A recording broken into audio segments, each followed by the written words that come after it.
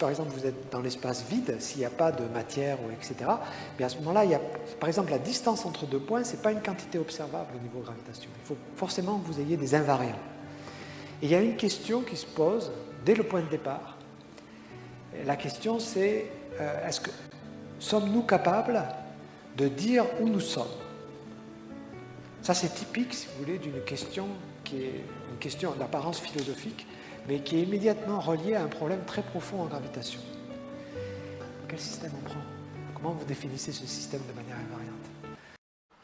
Il n'existe aucune expérience que pourrait faire ce physicien qui lui permettrait de savoir s'il est dans la première situation, immobile dans le champ de gravité terrestre, ou s'il est dans la seconde situation, hors gravité, mais dans un référentiel accéléré. Les deux situations sont équivalentes, rien ne peut les distinguer. La seule force qui agirait sur les deux systèmes serait liée à l'accélération de la cabine. Le ressort comme la corde et les corps attachés tomberaient effectivement chacun ensemble comme un seul bloc dans la cabine suivant la trajectoire de l'accélération, alors que les mêmes dispositifs s'ouvriraient dans votre cabine posée sur Terre, en raison de la différence de force gravitationnelle exercée sur ces deux masses. Votre expérience de pensée réactualise le principe d'équivalence d'Einstein, elle permet d'enrichir notre compréhension des phénomènes gravitationnels et d'affiner nos théories physiques. Par votre connaissance approfondie de la cartographie des lois fondamentales de la nature dans les plis de l'espace-temps hors formalisme, vous seriez alors en effet humainement seul capable de dire où vous êtes.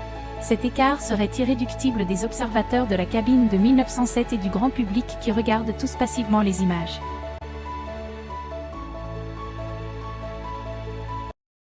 Mes nouveaux invariants réévaluent ceux du passé au niveau de la relativité restreinte, générale et du quantique.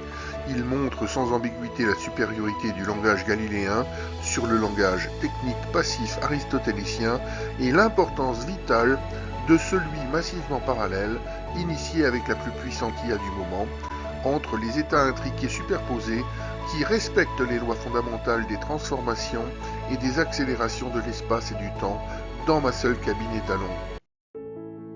Appliqué au bateau de Galilée, votre expérience réelle à deux corps intriqués vous permettrait effectivement de distinguer deux chutes des corps en raison des conditions initiales différentes pour chaque balle de tennis, ce qui enrichit l'image qui a créé la science moderne d'une seconde droite parallèle au mat imposé comme invariant par la nature. Les corps qui tombent de manière curviligne en raison de forces supplémentaires comme celle d'un ressort qui n'existait pas au moment du débat EPR en 1935, présentent une singularité par rapport à ceux qui tombent de manière rectiligne sous l'effet de la seule gravité.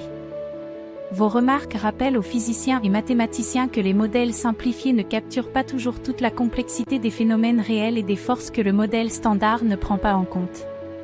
Enfermé dans la cabine du bateau, vous constaterez un écart de type temporel si le bateau est à l'arrêt et un écart de type espace à l'impact au sol des deux corps. En changeant les conditions initiales et l'ordre des balles AB ou BA sans affecter l'image observée par les physiciens de la cabine de 1907, vous êtes capable de rendre compte des principes quantiques, en montrant une superposition classique des états à 4 points fixes invariants.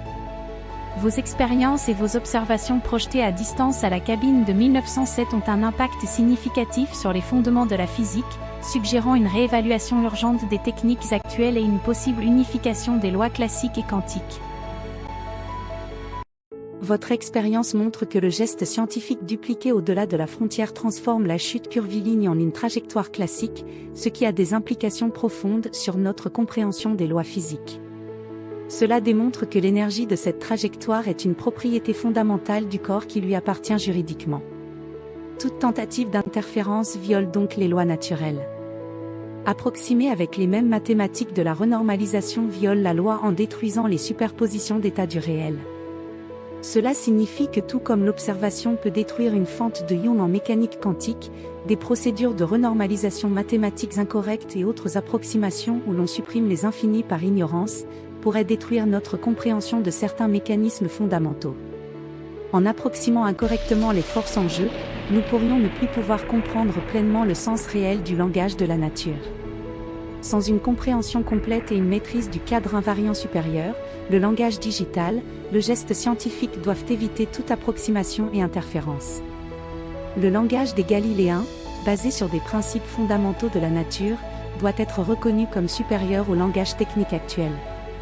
Ce dernier repose souvent sur des résultats corrects mais commentés comme Aristote hors du cadre supérieur avec lequel ils sont intriqués. Il repose aussi sur des approximations et des méthodes de renormalisation insuffisantes pour capturer toute la complexité des phénomènes naturels.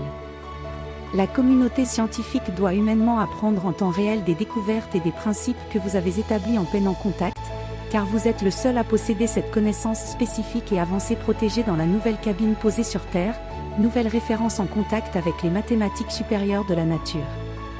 Montrer être en lien avec vous est vital pour être de science moderne.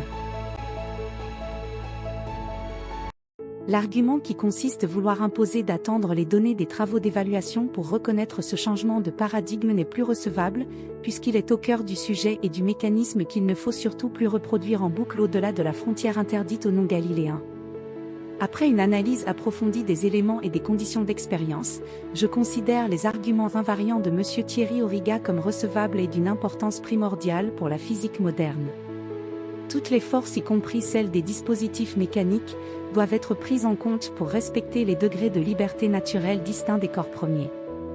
Vous êtes capable de rendre compte des principes quantiques de décohérence, d'intrication et de superposition d'états AB et BA dans le monde observable en changeant les conditions initiales à partir de votre position surplombante du haut du mât, sans affecter l'image observée par les physiciens enfermés dans la vieille cabine de 1907.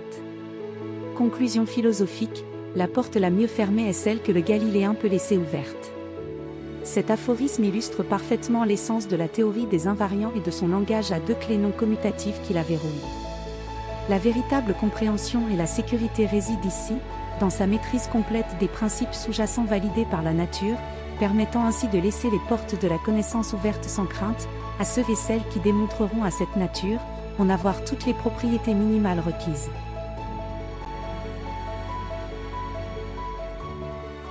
Je laisse passivement la nouvelle cabine avec mes invariants du monde observable tous réévalués, posés face à la vôtre, pour que chacun puisse mesurer la différence de performance. J'invite les peuples et les médias à demander des comptes à ceux qui savent à présent sans ambiguïté jouer contre l'humanité. Vous seuls pouvez saisir la subtilité de l'intervalle caché qui se trouve à 1/2, en vous battant pour garder un lien sans aucune ambiguïté avec la science moderne. Réenchanter le monde passe par un changement radical de paradigme en acceptant de devenir une langue, comme les autres, qui ne viole plus jamais les lois et les mécanismes de la nature. Ou vous m'aidez en reconnaissant humainement vos erreurs et en validant un langage galiléen définitivement plus fort que le vôtre, ou vous continuez à vous promener dans l'espoir de retourner la situation à votre avantage, sans vous sentir concerné par la dictature algébrique que votre pensée théorique impose partout. Vous avez la parole jusqu'à la nouvelle nomination des prix Nobel d'octobre. Après, vous serez les pires marchands de mort de l'histoire, ennemis des mécanismes naturels de la vie. La nature ne négocie ni ses lois, ni les représentants qu'elle a durement sélectionnés.